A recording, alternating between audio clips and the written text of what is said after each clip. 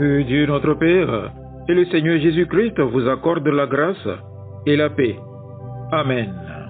Le texte biblique retenu pour notre méditation de ce samedi 30 août 2025 est tiré de l'Épître aux Romains, chapitre 15, du verset 22 au verset 29. Le thème de ce jour est le suivant. Sois solidaire avec ton prochain qui est dans le besoin. Prions. Seigneur, ouvre nos cœurs et nos oreilles pour recevoir ta parole. Que ton esprit nous éclaire et nous aide à la mettre en pratique.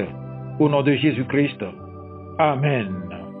Romains chapitre 15, du verset 22 au verset 29. C'est ce qui m'a souvent empêché d'aller vers vous.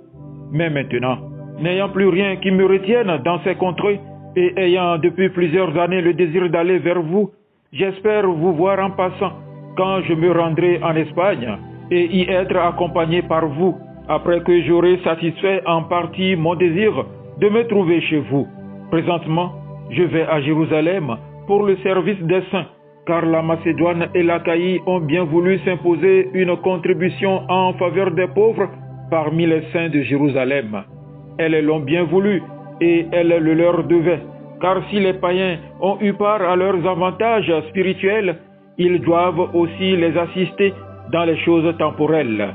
Dès que j'aurai terminé cette affaire et que je leur aurai remis ces dons, je partirai pour l'Espagne et passerai chez vous.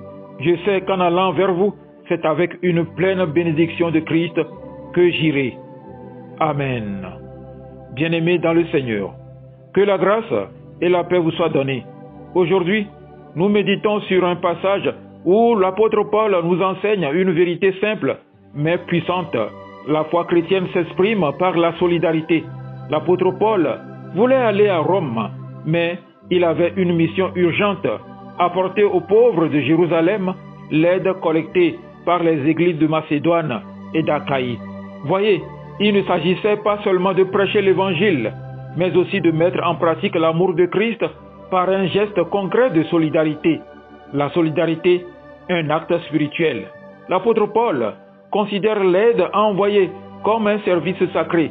Soutenir quelqu'un dans le besoin n'est pas une option, c'est une offrande agréable à Dieu. Chaque fois que tu aides ton prochain, tu rends un culte à Dieu.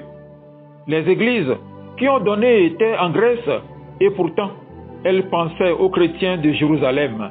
Ils n'avaient peut-être jamais vu leur visage, mais ils savaient qu'ils étaient de la même famille en Christ. La solidarité chrétienne ne connaît ni distance, ni tribu, ni frontière. Elle unit tous les croyants. Quand le monde nous regarde, ce qui les touche, ce ne sont pas seulement nos paroles, mais notre manière de prendre soin les uns des autres. Jésus lui-même a dit, « À ceci, tous connaîtront que vous êtes mes disciples, si vous avez de l'amour les uns pour les autres. » Jean chapitre 13, verset 35. La solidarité prouve que Christ vit en nous. Frères et sœurs, posons-nous la question, qui autour de moi traverse un moment difficile?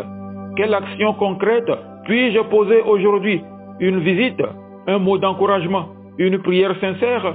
La solidarité ne demande pas toujours beaucoup. Un petit geste peut changer une vie.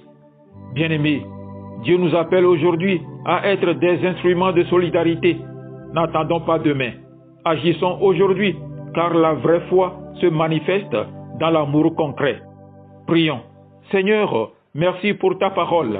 Mets en nous un cœur sensible aux besoins de nos frères et sœurs. Délivre-nous de l'égoïsme et donne-nous la joie de partager. Que notre solidarité soit un témoignage de ton amour dans ce monde. Au nom de Jésus-Christ. Amen. Agréable journée à vous tous.